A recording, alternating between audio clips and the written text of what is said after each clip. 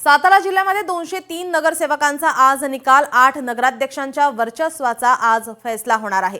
निवडणुकीच्या निकालाची उत्सुकता शिगेला पोहोचले। 9 वाजता मतमोजणीसाठी सुरुवात होणार आहे। मतमोजणीसाठी पोलिसांचा बंदोबस्त तैनात करण्यात आलाय। सातारा जिल्ह्यातील 9 नगर परिषद आणि एका नगरपंचायतीच्या निवडणुकीच्या निकालाची उत्सुकता आता शिगेला पोहोचलेली आहे। थोड्याच वेळात आता या ठिकाणी मतमोजणीला सुरुवात होईल।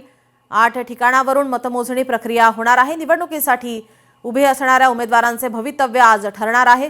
चोख बंदोबस्त आपल्याला या ठिकाणी पोलिसांचा सर्वच ठिकाणी पाहायला मिळतोय। 8 जागांवर होणाऱ्या मतमोजणीसाठी पोलीस प्रशासन सज्ज झालंय।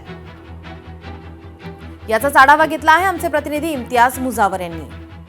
मतमोजणी केंद्रात पोलीस यंत्रणा त्याचबरोबर प्रशासकीय यंत्रणा सज्ज झालेल्या आपण पाहतोय। आता या सातारा जिल्ह्यातल्या पोलीस यंत्रणा मतमोजणी केंद्रावर पूर्णतः सज्ज झालेली आहे। एकूण सातारा जिल्ह्यात 1400 पोलीस या मतमोजणीच्या परिसरामध्ये सज्ज आहे।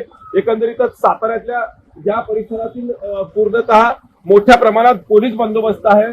निवडणूक निर्णय अधिकारी देखील आता आपण पाहतोय की घटनास्थळावर दाखल आहेत आणि निवडणूक निर्णय अधिकारी देखील घटनास्थळावर दाखल झालेले आहेत। आपल्या समवेत आहेत निवडणूक निर्णय अधिकारी मॅडम, कशी असणार आहे यंत्रणा, आज काय परिस्थिती असणार आहे आणि किती वाजेपर्यंत अंदाजे निकाल बाहेर येऊ शकतो? 11 वाजेपर्यंत प्रोसेस संपेल, मतमोजणी संपेल, पण ऍक्च्युअली रिझल्ट एकंदरीतच कुठे अनुचित प्रकार घडणार नाही यासाठी काय यंत्रणा आहे?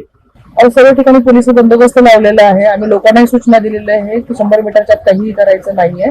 जे काय असेल ते तुमचं बाहेर, कुणी यात कुठलाही अनुचित प्रकार केला तर कायदेशीर कारवाई आपल्यावर केली जाईल। 1400 पोलीस यंत्रणा मतमोजणी केंद्रावर पूर्णतः 9 ज्या मतमोजणी केंद्रावर त्या ठिकाणी सज्ज झालेल्या आहे। कॅमेरामन वसीमसह इम्तियाज मुजावर, लोकशाही मराठी, सातारा। लोकशाही मराठी, ऐका, पहा, जागरूक रहा।